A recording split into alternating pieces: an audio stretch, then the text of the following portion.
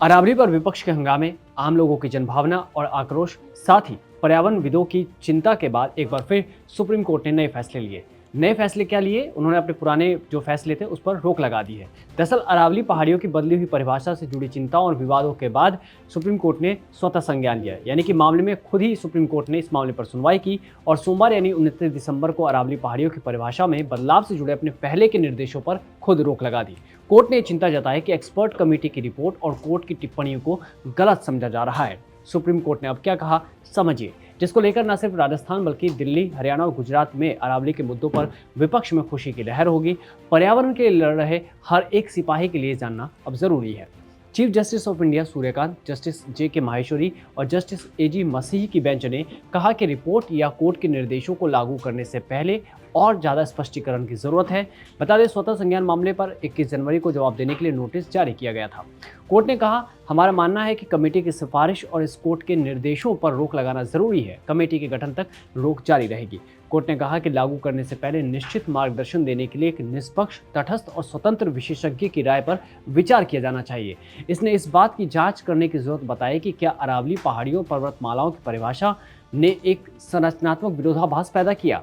क्या इसने अप्रत्यक्ष रूप से गैर अरावली क्षेत्रों का दायरा बढ़ा दिया, जिसमें बिना रोक टोक खनन जारी रखने में आसानी हो रही है। सुप्रीम कोर्ट ने स्पष्ट किया है कि अरावली पहाड़ियों से जुड़े 20 नवंबर के आदेशों को अगली सुनवाई तक लागू नहीं किया जाएगा। कोर्ट ने मामले की अगली सुनवाई की तारीख 21 जनवरी 2026 तय की है और तब तक यथास्थिति बनी रहेगी और सभी अहम पहलुओं पर विस्तार से विचार किया जाएगा।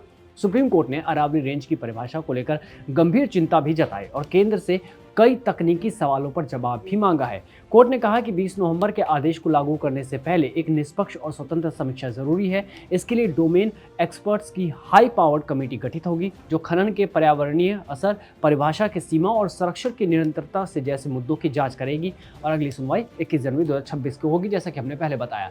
अगर आसान भाषा में समझे तो मुख्य न्यायाधीश ने कहा कि अदालत ये जानना चाहती है कि क्या अरावली की परिभाषा को केवल 500 मीटर के दायरे तक सीमित करने से संरक्षण क्षेत्र सिमट जाता है और इससे एक तरह का संरचनात्मक विरोधाभास पैदा होता है। क्या इस परिभाषा के कारण नॉन अरावली क्षेत्रों में नियंत्रित खनन का दायरा बढ़ गया, जैसा कि विपक्ष भी लगातार आरोप लगा रहा था और यही सवाल अब सुप्रीम कोर्ट ने भी पूछा है। अगर 2 अरावली क्षेत्र 100 मीटर या उससे अधिक है और उनके बीच 700 मीटर का अंतर है, तो क्या उस गैप में नियंत्रित खनन की अनुमति दी जा सकती है। इसको लेकर केंद्रीय मंत्री भूपेंद्र यादव ने जो पहले कहा था, जब 500 मीटर वाली बात उन्होंने रखी थी, कि वो भी संरक्षित दायरे में आएगी, लेकिन अगर 700 मीटर हो तो क्या होगा, ये सवाल सुप्रीम कोर्ट ने पूछा है।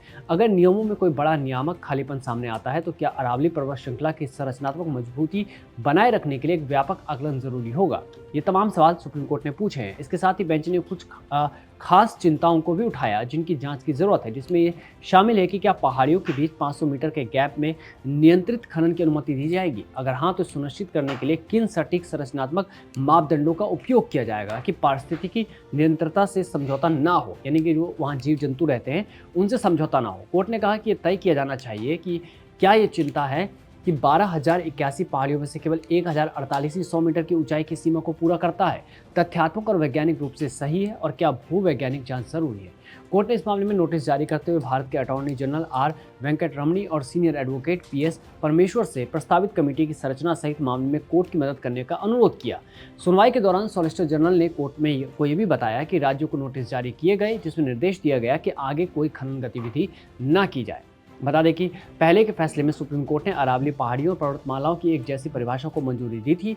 इसके तहत दिल्ली, हरियाणा, राजस्थान और गुजरात में फैले अरावली इलाकों में नए खनन पट्टों पर तब तक रोक लगा दी गई थी जब तक विशेषज्ञों की रिपोर्ट नहीं लाती। कोर्ट ने पर्यावरण, वन एवं जलवायु परिवर्तन मंत्रालय की एक समिति की सिफारिशों को माना था। समिति के अनुसार अरावली पहाड़ी को ऐसे किसी भी भूभाग के रूप में परिभाषित किया जाएगा जो चिन्हित अरावली जिलों में हो और जिसकी ऊंचाई स्थानीय निचले बिंदु से 100 मीटर या उससे ऊपर अधिक हो।